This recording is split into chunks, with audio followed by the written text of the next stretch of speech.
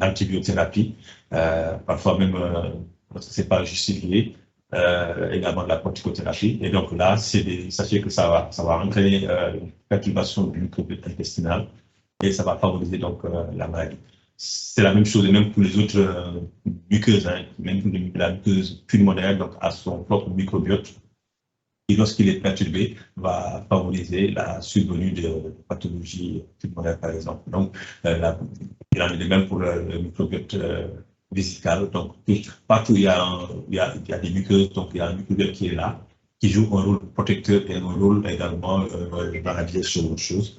Et le fait de ne pas les utiliser, de les perturber va entraîner vraiment des maladies à ce niveau-là.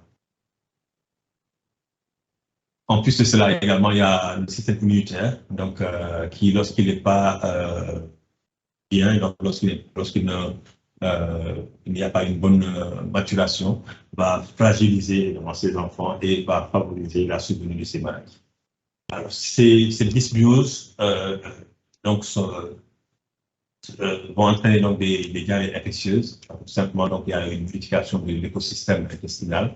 Et donc, ça va favoriser donc, les bactéries aérobies qui vont donc coloniser l'ensemble de l'intestin et ça va permettre également à certains pathogènes parasitaires, notamment les amibes, d'acquérir des conditions, en tout cas des aptitudes qui leur permettront de pouvoir liser la muqueuse et entraîner donc cela.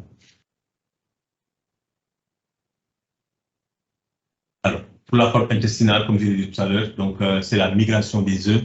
Les adultes vont être retrouvés au niveau des vaisseaux sanguins et ils vont prendre les œufs et ces œufs ont besoin de sortir au niveau du milieu extérieur. Et donc, ils vont essayer de perforer la muqueuse intestinale, la paroi intestinale pour aller au niveau de la lumière intestinale et être évacués avec les selles au niveau du milieu extérieur. Ça, c'est lorsque tout se passe normalement. Mais malheureusement, ce qui se passe, c'est que certains œufs, en traversant la muqueuse, vont se retrouver au niveau des vaisseaux sanguins et vont être disséminés dans l'organisme. Et comme c'est des corps étrangers, donc il va y avoir donc, un syndrome inflammatoire, la formation de granulomes qui va être responsable ultérieurement d'un cancer ou en cas d'une tumeur qui peut être le plus souvent maligne et être responsable de maladies. Ça peut toucher également le foie, ça peut toucher les intestins, ça peut toucher beaucoup d'organes. Et ce sont ces complications-là qui surviennent ultérieurement, qui favorisent, qui entraînent la gravité de la maladie. Donc, c'est ce que je viens de dire tout de suite là. Donc, ça touche par exemple le foie, ça peut entraîner donc un certain nombre d'hypertension portale par thrombose, ça peut entraîner des granulomes au niveau, toujours au niveau de l'intestinal et entraîner donc des scléroses de la cicatricielle qui aboutissent à une pathologie grave.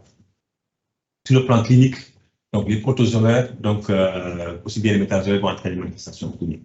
Pour les protozoaires, la majeure partie, donc, comme je l'ai dit, ont été considérés pendant très longtemps comme des pathologies bénignes et n'entraînent pas de symptomatologie. Donc, dans presque 20 à 30%, on peut avoir des enfants qui sont asymptomatiques. Mais le plus souvent, quand le nombre de parasites est important ou bien quand l'enfant est malnutri ou l'enfant en tout cas d'état, donc on peut observer une diarrhée qui s'installe, mais le syndrome dysentérique dont on a parlé tout à l'heure avec les 3 signes, les 4 signes qu'on connaît très bien, donc les épreintes, les ténèbres, les faux besoins et les crachats rectaux qui donc définissent le syndrome dysentérique.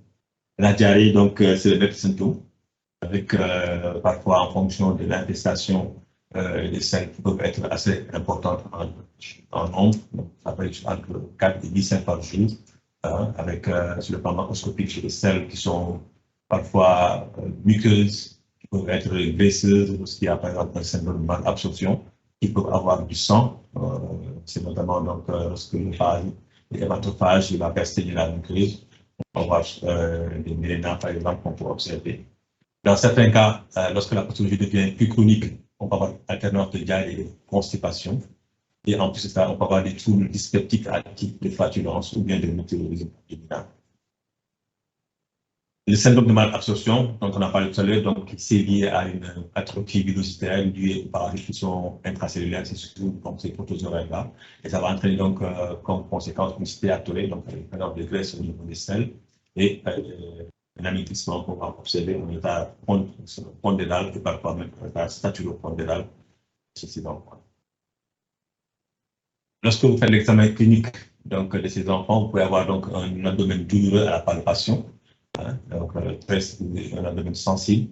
Et souvent, lorsqu'on suspecte une bibliase intestinale ou bien une dysentérite, souvent, on peut avoir une rectoscopie qui va montrer des ulcérations au niveau du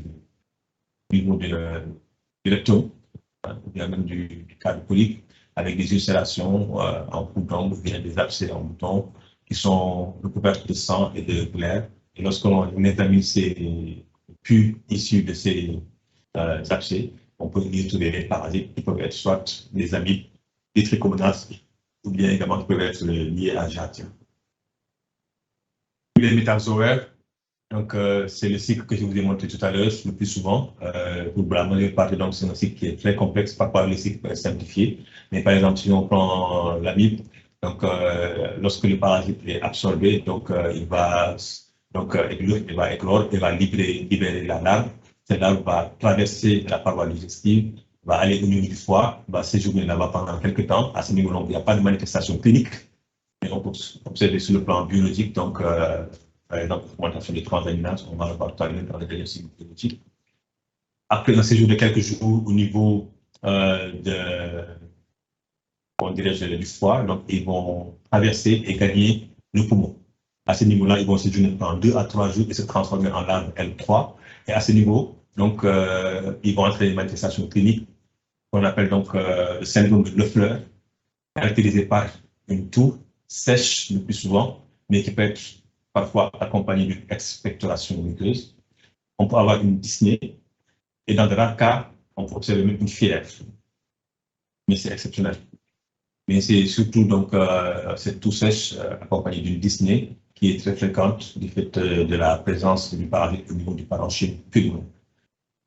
À côté, on peut même à cette période-là observer des manifestations cutanées concomitantes, donc à type de prurite ou bien d'érythème.